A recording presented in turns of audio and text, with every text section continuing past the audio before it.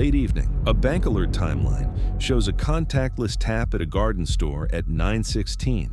The CCTV frame with a white time code marks the same minute and shows a woman who was declared dead 5 years earlier.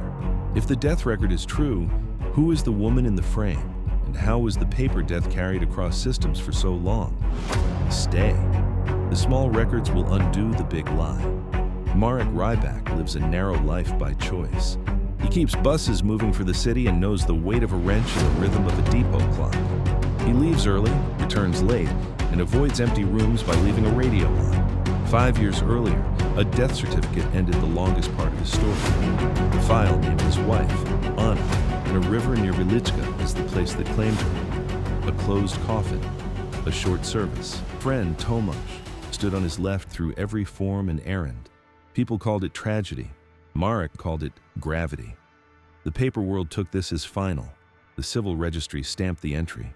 The insurer paid out a modest sum that covered a headstone, loose debts, and the cost of moving to a smaller place near Prokachim.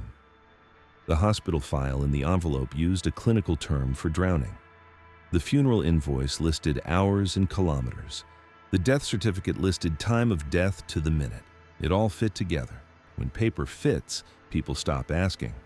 Tomasz was the kind of friend who knows the spare keys and the spare coffee. He ran a small renovations firm and wore his good jacket to offices on Marek's behalf.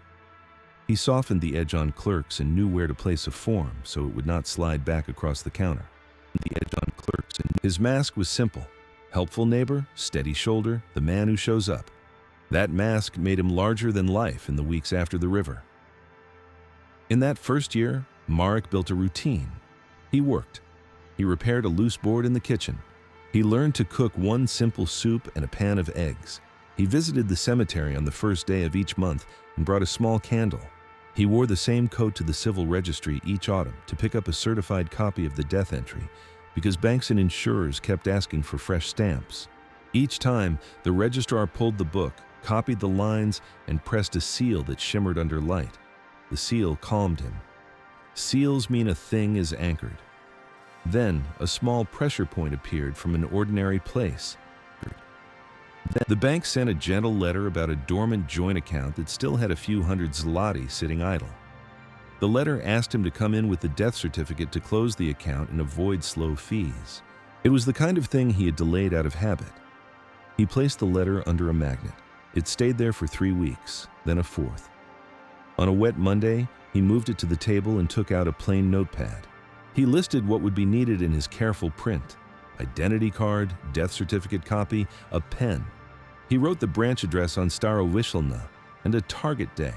He would go after his early shift and get it done. It was not grief that delayed him now. It was the workload of small forms closing small loops. This one would take an hour in a queue and a few signatures.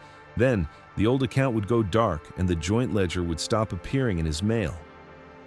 Tomasz offered to come. He said he had a site near the branch and could meet after. Marek nodded. There would be a coffee. They would talk about a clogged sink he meant to fix. He would leave the bank with a receipt, and the next month's mail would be lighter by one envelope. He booked the appointment through the bank's app. A calendar entry slid into place at 15:40. He scanned the certificate copy to the app.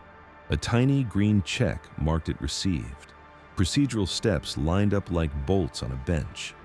The day was set. The commitment was simple and binding. He would go.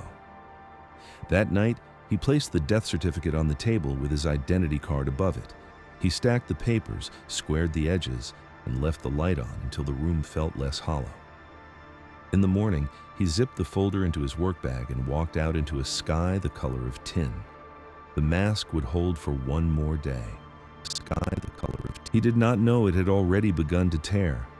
By late afternoon, traffic made a slow river on Starovyshna. Marek tagged his queue ticket at the kiosk and watched numbers rise on the screen. He had done this many times. That was the point. Routine. Paper, seal. A small closure to end the day. At the counter, the clerk asked for the certificate to confirm the match. Marek passed the copy across. The clerk read it twice, then frowned, then excused herself with the file in her hand. She disappeared behind a door marked KYC and compliance. A small chill moved under Marek's shirt. He checked his calendar. He checked nothing else. When the clerk returned, she smiled in the way staff do when training tells them to. She said the bank needed to resubmit the record to align the account flags. She clicked, she printed, she stamped. She asked him to sign a closure instruction. He did. She printed, she stamped. He left the branch with a receipt and a mild sense of having stepped onto something he could not see. Outside, Thomas waved from across the street with a coffee in each hand. Marek lifted his receipt. They crossed to the middle and paused for a tram. The rails hummed. The mask still held. The commitment had been made. The first sign did not look like a sign at all. It arrived as a push alert on Marek's phone the next morning at 6:50, before the depot lights warmed up. The bank app logged a tiny card authorization linked to the old joint account at a petrol station near Łagiewnicki. The amount was small, the kind that does not trip worry. The merchant code said fuel and convenience. The date field said current day. The account was supposed to be closing. A closure instruction had a stamp. The stamp had a weight. The alert did not fit the weight. He rationalized. Bank's queue changes. Systems lag. Maybe a fee batch hit a day late. He silenced the phone and went to Bay 3. He fixed a cracked shroud and made a note for parts. He told himself to let the bank chew. At lunch, a second alert slid onto the screen. This one named a garden center on Zakopianka Road with a time near 9. The log flickered as if alive. The account wheels were turning when they should have been still. He opened the app and looked for the closure receipt. It was there. A PDF. The clerk's name was printed on it. The instruction line said close. He took a breath and tapped the transaction details for the garden center. The screen showed a terminal ID and a location pin. The pin sat on a row of greenhouses in a place he knew. He had bought soil there once. He told himself again that systems lag. He checked the certificate scan attached to the account file. The image sharpened. He checked the certificate. His eye paused on a tiny thing he had never thought to read. The serial of the certificate and a code beneath it. He did not know if the code mattered. He did not know that codes are where masks crack. On his break, he searched the civil registry portal for the public index page that shows one line per death with no details. He could not open the full record without a fee and a request, but he could confirm the index number and the month. The page loaded slow, as it always does. He found the month. He found the line with Anna's name. It matched. He closed the tab and felt foolish for even looking. Then he saw the quoted time of death on the PDF and the hour of the river patrol log he kept from those days. He had kept the log for reasons he could not explain, a dull habit of holding artifacts. The times were close, but not aligned. Habit of holding artifacts. He told himself clocks drift. He told himself his memory is not a clock. He closed that tab too. That afternoon, he walked to the garden center. He wanted to look, to touch a thing. The place was normal. The doors slid open. The smell of wet soil and pine was the same as years before. He bought nothing. He walked past the tills and moved toward the back where a small service counter held a screen. A staffer typed and sipped tea. Marek watched the reflection of people moving through the frame of a camera above. The frame showed lines and boxes and a thin white time code counting seconds. He looked at the clock on the wall. He looked back at the white digits. He stood there longer than polite. The alert on his phone matched the minute on that screen. That fact lodged in his head like grit. He went outside and took a photograph of the store sign and the row numbers of the parking lot. He saved the image to a folder he named Account Closure. He told himself it was nothing. He told himself he was building a record, which is something. He walked home and placed the death certificate on the table again. His eyes slid to the registrar's signature. He traced the ink without touching it. He remembered the registrar as a small woman with a neat bun and a precise voice who had stamped his copies each autumn without fuss. He could hear the soft thud of the seal. It had always calmed him. Tonight it did not. Quiet flags kept rising. The funeral invoice in his files named a van plate that when he pictured it, felt off by one character. The hospital discharge note for the body used a ward name that another nurse from his street once said had closed years before. The obituary archive on the local paper site showed the notice published a week after the service, not a day before, as the funeral director had promised. Each flag could be explained. People make typos, systems lag, papers get filed out of order. The quiet grows by small inches until it stands like a wall. Marek committed more time. He filed a formal online request for a fresh certified copy of the death entry, this time with the long form that includes marginal notes. He paid the small fee. He wrote a brief note in the box for reasons. He kept it simple. Bank closure alignment. He pressed send. A case number slid onto the screen. He wrote it on paper as well, as if one record could fail, but two would hold. Then he did a thing that removed retreat. He tagged the bank alert as fraud in the app.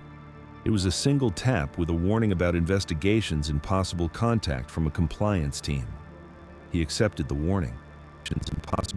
The status line changed from posted to in review. A system had been poked. People who sit in quiet rooms with screens would now see the same log he saw. A non-reversible step had been taken. If this was nothing, he would apologize and go back to his tools. If it was something, he had just sent a bead of light into it. The next morning, his phone lit with a request from the bank for additional detail: times, places, any receipts. He attached the photo of the garden center sign and parking row. He attached the closure PDF. He wrote the minute from the CCTV time code he had watched in the reflection near the service counter. He kept it all simple. He pressed send. He washed his cup and left for the depot. By midday, he received a pickup notice from the civil registry for the certified copy he had requested. Fast service, he thought. For the certified copy. He took his lunch at his desk and planned the route, registry, then a stop near Łagiewnicki to see if the petrol station cameras also ran a time code. He did not yet have a plan beyond looking with his own eyes and lining up minutes. It was a method that had always worked in the depot. Find the minute, find the cause. The registry office on Dietla runs on cues and glass. Marek took a ticket and watched numbers change above frosted windows. When his number chimed, he stepped to a slot where a clerk slid a brown envelope with a stamp across the counter. The new copy of the death entry was crisp, the seal cold. He read it once standing there, then walked outside into thin sun and read it again. A marginal note line, empty on his earlier copies, now held a small annotation in tight script. It referenced an addendum filed 2 months after the death, tied to an identity card process. He had never seen that before. He followed the thread. The city office that handles identity cards sits a few blocks away. His boots knew that walk. The waiting room smelled of old folders and wet coats. He asked for the public bulletin book that lists identity cards issued in a given week. The receptionist pointed to a shelf. He turned pages to the month after the river and found a strange thing. An identity card application had been withdrawn due to the applicant being listed as deceased. The surname matched Anna's maiden name. The first name did as well. The application listed no issuance, withdrawn, final. A clerk had noted the withdrawal and signed. Paper said dead, identity said withdrawn. The withdrawal and signed. And yet, the garden center camera had shown a woman with Anna's posture, her way of carrying a bag, her fast scan of exits before choosing a path. This was the kind of sight that lives in the body of a person who has watched another person move through rooms for years. It was not proof. It was a human memory telling a human man what paper did not. He left the office and took the tram to Zakopianka Road. The garden center had more rush at that hour. He stood near the service counter again, looking into the reflection of the CCTV screen. He tracked shoppers as white numerals ticked forward. At 9:16 in the archive row, staff could pull the exact minute. He did not ask. He watched to learn the cadence and said it in his head like a song. At the petrol station near Łagiewnicki, the clerk had mounted screens behind the cash desk. A blue banner rolled across one with the word recording. The other played live. Marek stood near a shelf of air fresheners and watched cars pull in and pull out. He pulled his phone and scrolled to the bank alert detail. The time on the alert and the time on the screen were cousins. This was a web of minutes and places. He marked which camera work would matter and which would not. He was building a map with only time. He took the long way home and passed the site where Tomasz often parked his van. The van was there. A second car he did not recognize sat beside it, tucked in a corner. He slowed and looked without turning his head. He saw a woman in the passenger seat scroll a phone and brush her hair behind an ear. He saw the line of her jaw in the glass, the small scar near the corner of the mouth that he could place even after years. Glass. The small scar from a childhood fall at a summer lake. Not a common mark, not a guess. The glass gave a partial face, then her hand lifted to shield the screen from sun. On the ring finger, no band. CCTV does not care about vows. Time codes do not care about love. The frame is the frame. He stood behind a street tree and held his breath until he felt light.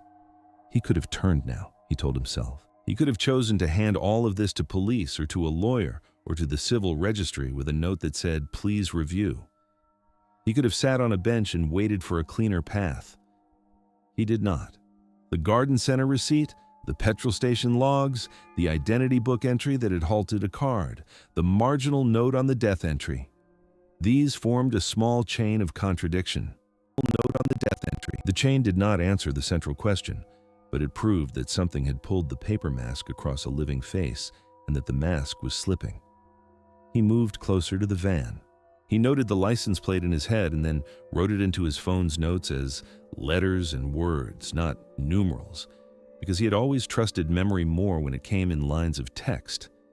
He photographed nothing. He filmed nothing. He did not want this to become a thing he watched on a screen later. He wanted the map in his bones. Then, a heavier piece of evidence fell into place without his design. At the apartment building where Tomasz rented a unit off a side street, a small glass lobby housed a call box and a security camera that had been out for months. Today, a red light glowed on the camera. That had been out for months. A new sticker beside it named the service firm and a date. The camera was back. The building would have an access log again, tied to fobs with serials that match names. As he stood there, the door opened. Tomasz stepped out with a bag in hand and a woman behind him who kept her face turned toward the stairs. She wore a dark coat and a scarf tied low. She walked like a person who knows this door and this light and this lobby and who has passed this way many times. They turned toward the van. The woman climbed into the passenger seat and pulled the door. The van's dash lit up. Marek stood still and watched the brake lights burn. Leverage arrived on its own breath. If the death was staged, insurance sits at the center as a legal weight. If the civil registry holds a false entry, every form built on it is a branch that now bends. Border checks, bank KYC, health records, employment. A staged death is not one crime. It is a machine. People get pulled into its teeth by choice and by need. That machine runs on space, time, and silence. It runs best when no one lines up minutes. Marek felt the machine's pull. He also felt the oldest pull of all, the kind that is not clean and not logical. He followed the van with his own car at a distance that did not draw a look. He knew the route to the renovation yard and the route to the apartment block. He knew the shortcuts. He took none. He stayed slow and let the van lead. The sun fell down the buildings, streetlights warmed. The city narrowed into lanes of shade and low engines. At the block, the van took the ramp under the building. Shade and low engine. Marek parked on the street and walked to the lobby door. He pressed the glass with his fingertips and felt the warmth from the hall inside. He fixed his eyes on the lens of the new camera. He held them there for a long count to make sure it took him in. The lobby light hummed. The lift doors opened on the third floor. He could hear that, even through glass.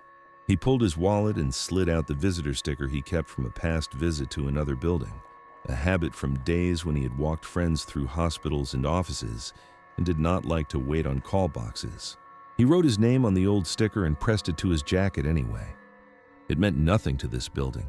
It meant something to him. He pressed the buzzer for Tomasz's flat. The latch buzzed. He opened the door and stepped across the line. His flat. Behind him, the street went on with its own slow evening. The new camera drew a thin line of white time across its recording. Inside, a short corridor, a lift, a third-floor landing, a door. He raised his hand and knocked. The constraint had locked.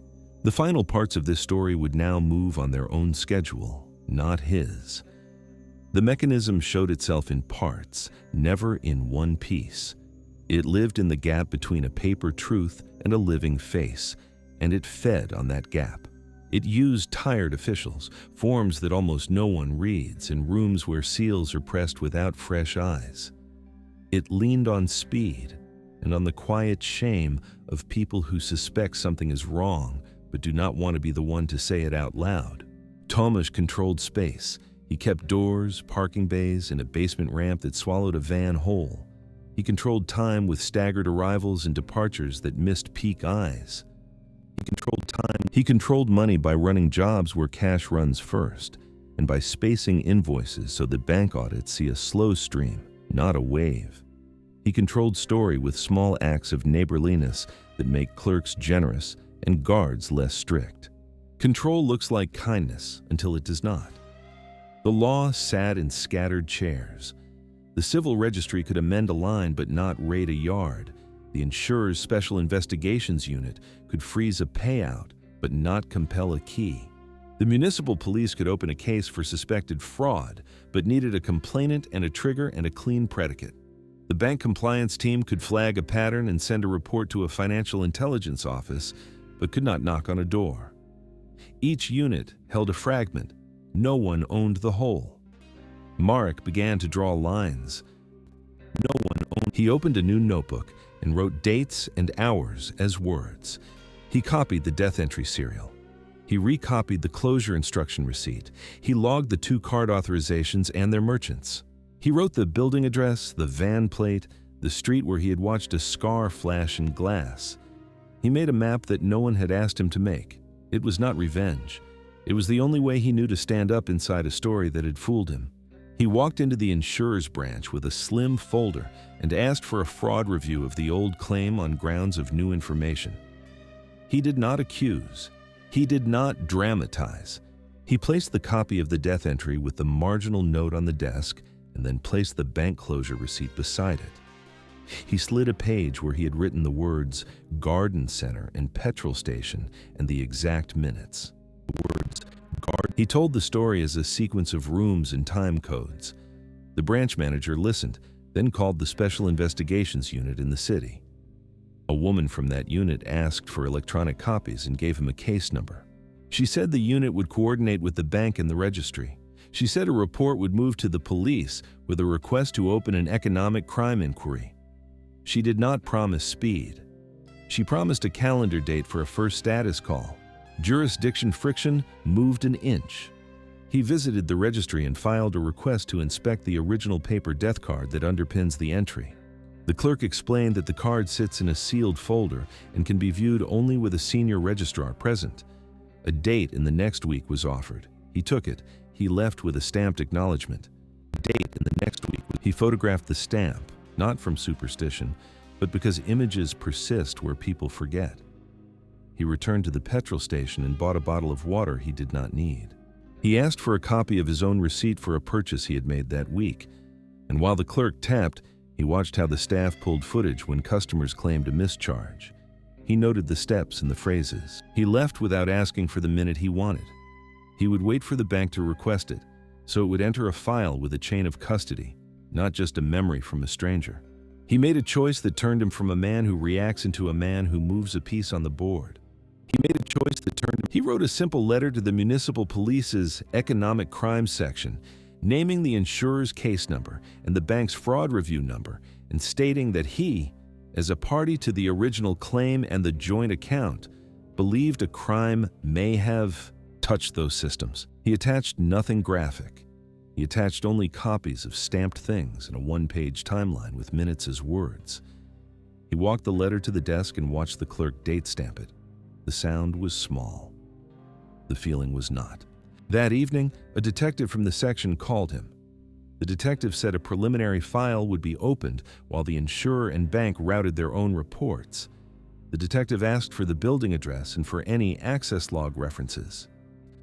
Detective Marek said the camera had been serviced and a new sticker named a firm and a date. The detective wrote it down. The detective suggested Marek avoid direct contact with Tomasz and Anna and leave the next steps to the units.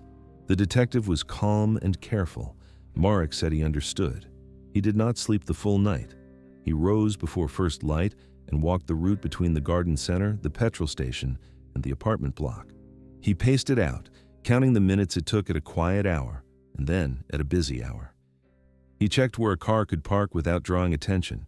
He marked a wall where a plain car could sit with a clear view of the ramp. He checked where a person could stand and be reflected in a lobby camera without stepping inside. He was not planning a confrontation. He was planning a record. He established a safe contact. Confrontation. He went to the city post office and rented a small box with a number. He wrote the detective's name on a card and left it with a spare set of copies and his own note that said if he did not call in by a certain morning, the box could be collected. He set a simple code sentence with the insurer's investigator for confirming phone identity without sharing dates of birth. He kept it disciplined and boring. In fraud, boring keeps people alive.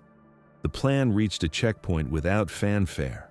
The bank set an internal hold on the joint account and arranged a formal appointment at a central branch to verify documentation in person due to the fraud claim.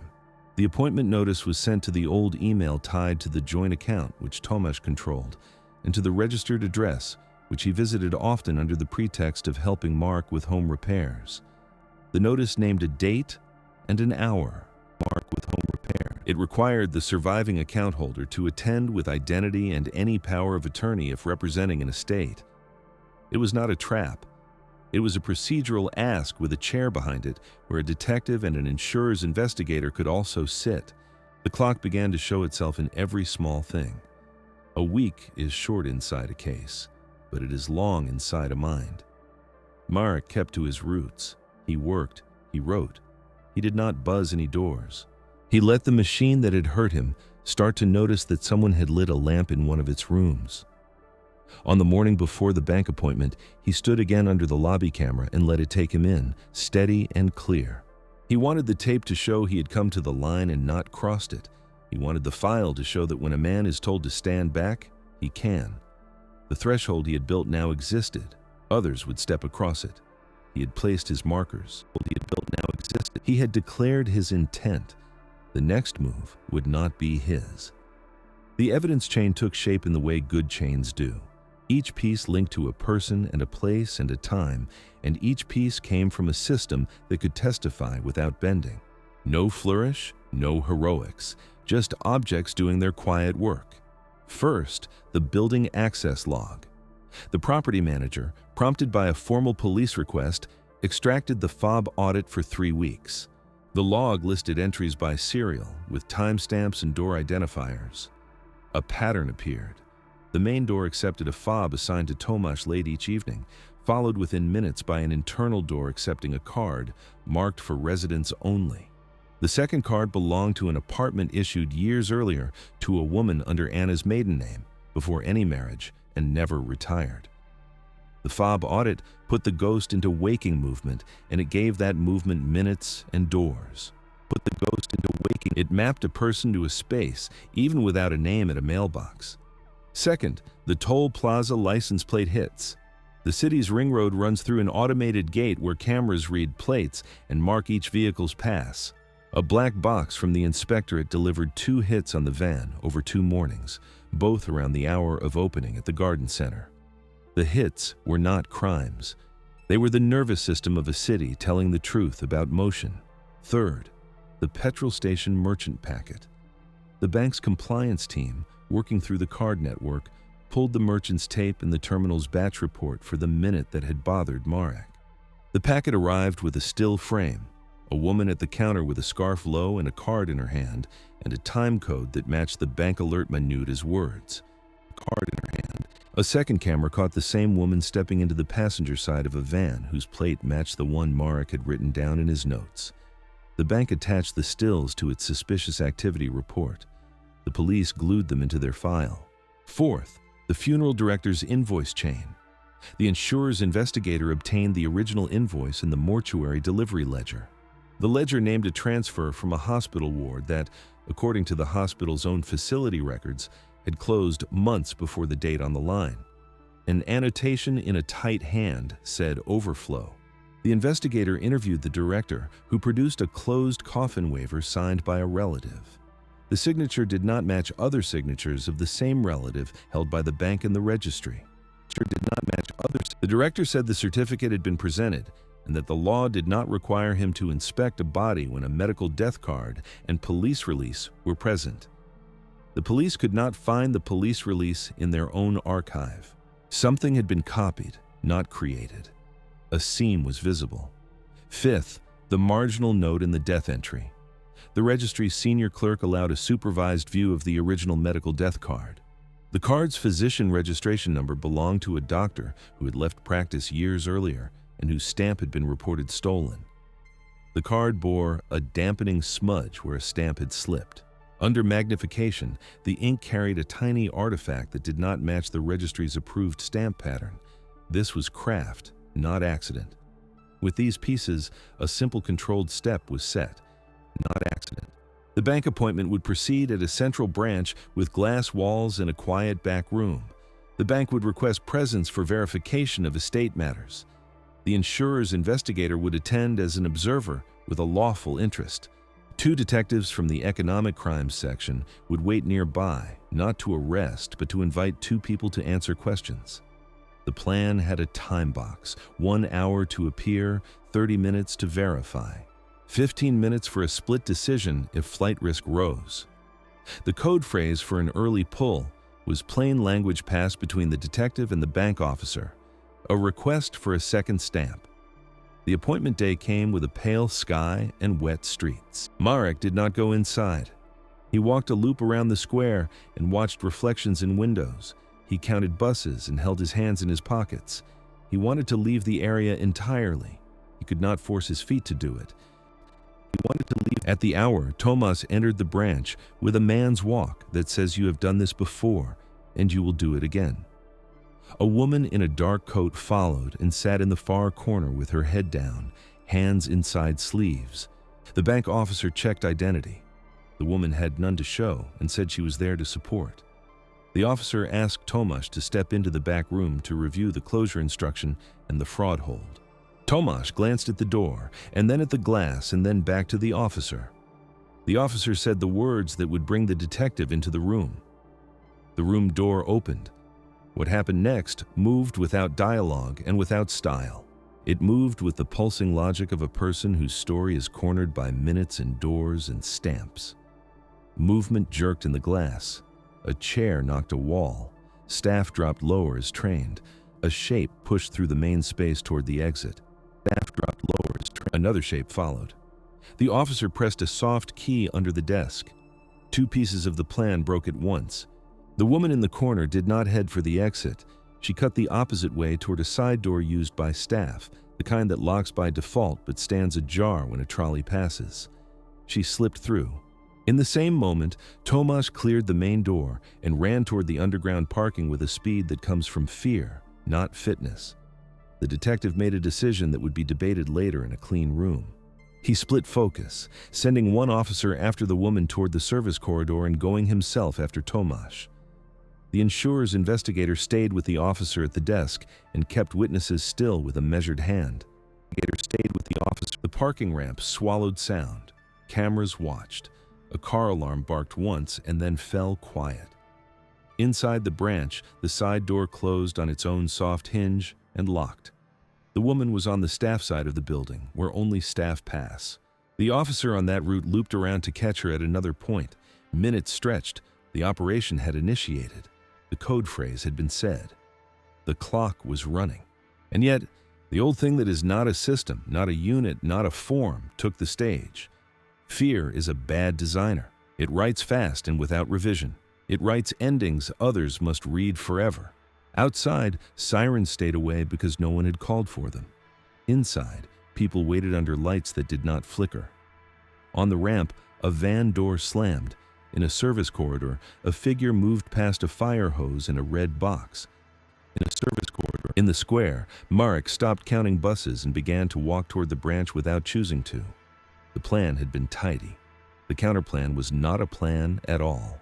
By late afternoon, 3 addresses would bear seals on their doors. Before that, the branch would fall quiet again, as places do after movement leaves them, leaving only the hum of a printer, the steady camera eye, and a few shaken people with forms in their hands. The official timeline reads like a list and refuses emotion. That is its purpose. It binds sadness inside boxes so that the work can be done. Near early afternoon, at the underground level of the central branch, security video recorded Tomasz entering the van and shutting the door. The detective reached the vehicle seconds later. A sound inside stopped the detective in place. Vehicle seconds later, when the door opened again, the detective stepped back and radioed. The present tense of all nearby people ended in that space. The bank pulled down its blinds. Staff were moved to a side room. The investigator from the insurer sat with 2 tellers and wrote her own notes in a slow script that kept her hands steady. At almost the same minute, in a staff corridor, a cleaner found a woman on the floor with a scarf untied and a phone under her. She was not breathing. A staff nurse and a guard did what training teaches. The woman did not return. The scarf lay like a sign that means nothing and everything. The officer who had looped around stood very still and looked at the floor until he could look somewhere else. Police sealed the branch in the underground level, or until he could look somewhere else. The forensic unit arrived with cases that click and numbers that become labels. The prosecutor's office took conduct. The city press office said as little as possible. The files call these outcomes self-inflicted acts. The files do not say why people break themselves when paper breaks around them, but the implication sits in every paragraph. The third scene revealed itself 3 hours later at the apartment block off the side street. Detectives entered with a warrant and a manager's key. The flat held 2 toothbrushes, 1 hairbrush with fresh hairs, a closed suitcase next to a radiator, and a desk drawer with identity photographs cut to different sizes. In a wardrobe, a dress hung with a dry cleaner's tag dated within the week. In the bathroom, a mirror held a line of steam on its lower edge that fades on its own schedule. On the kitchen counter, a plate with a halved apple had browned. Schedule. The second bedroom held a cot with folded sheets. In the main bedroom, the endgame of fear had already passed. No one was saved there either. The prosecutor later wrote a plain sentence, 3 dead. The detective later wrote a paragraph that made a choice. The suspect in the fraud could no longer be charged. The alleged co-conspirator could no longer testify. The principal witness, a husband and complainant, was not among the dead. The city did not say the names in public. The cemetery already held 1 stone where a wrong name had been carved years earlier. It would not hold new stones for a while. Answering the central question moved from the present into the past tense. The death 5 years earlier had not occurred as certified. Into the past tense. The mechanism used a stolen physician stamp tied to a retired license, a funeral director who accepted a closed coffin path on the presence of that stamp, and a receipt that should have been cross-checked with a police release that did not exist. And a registrar who processed a medical death card without verifying the physician's active status. The marginal addendum in the death entry referenced an attempt by Anna under her maiden name to apply for a new identity card after the staged death, which triggered a block but did not spawn an alert to any unit beyond the desk that noted it. The insurer paid a modest claim that covered expenses and left little more, which kept the event below thresholds that triggered deeper audits. The mask was not one brilliant act. It was a braid of ordinary neglects. It was not one brilliant. The insurer froze the old payout as a civil matter and coordinated with the prosecutor to recover what could be recovered from accounts and property tied to Tomasz. The bank filed a formal suspicious activity report that will live in a database for analysts who study patterns that rhymed with this one. The civil registry audited its processes and added a step to verify physician status in real time against a national register before accepting a medical death card. The Funeral Licensing Authority opened a review that will end in a dull memo reminding directors to confirm release documents and to record exceptions in a separate log. These are small moves. Exceptions in a separate. They will not change grief, but they may narrow the path for another fraud that wants to wear grief as a disguise. Marek gave a recorded statement at the municipal police building the next morning and again a week later. He brought his notebook and left it on the table when asked. He described the minutes and the doors and the camera angles. He said he had not meant to force the ending, only to line up the facts so that the machine would stop. He signed each page. He went home by the long way and did not turn on the radio. He visited the registry one last time and filed a request to annotate the death entry with the prosecutor's findings so that the line in the book would not lie without a footnote. The registrar stamped his request and looked him in the eyes for the first time in their many brief meetings. People look up when paper fails. Weeks later, the insurer sent a letter that did not know how to speak to a real person. Weeks later, it thanked him for cooperation. It told him the case had been closed as unrecoverable given the outcomes, with process improvements logged. The bank sent a shorter letter that said the joint account had been closed. The civil registry sent a clipped note that an annotation had been added. The police sent nothing, because that is how endings are written in their world. There were questions left open that a court would have closed. Who else helped, if anyone? Who first thought of the stamp? Who carried the paper from one desk to another? A clerk at the registry moved to another city within the month. The funeral director hired a lawyer and said he had followed the rules he believed applied. The hospital said a ward name on a ledger could have been shorthand from an earlier template and should not be read as proof. Each unanswered line sits there, waiting for a future file to rhyme with it and draw a cleaner lesson. Line sits there. On a cold morning, Marek went to the garden center when it opened. He stood near the service counter and watched the white time code in the corner of the screen count its seconds. He bought a small pine and carried it to the car. He drove to the cemetery and stood by a stone that had held a lie all these years. He placed the pine in the ground beside it and pressed the soil with his hands. He cleaned the glass of the lantern with the corner of his sleeve. He did not speak. He did not need to. The site returned to stillness, as all sites eventually do. A hose hissed on a path outside the branch where staff had swept away grit. The registry's stamp cooled on a counter. The van bay in the basement of the apartment block stood empty in a camera's gray eye. The city went on. Systems made their small noises. A man who had put one lamp in one dark room turned it off and went home. The legacy is not grand. Turned it off, it is a checklist. Verify stamps against live registers. Cross-check funeral releases with police logs. Trigger alerts when an identity card application touches a deceased flag, and route those alerts to a unit that can knock on doors.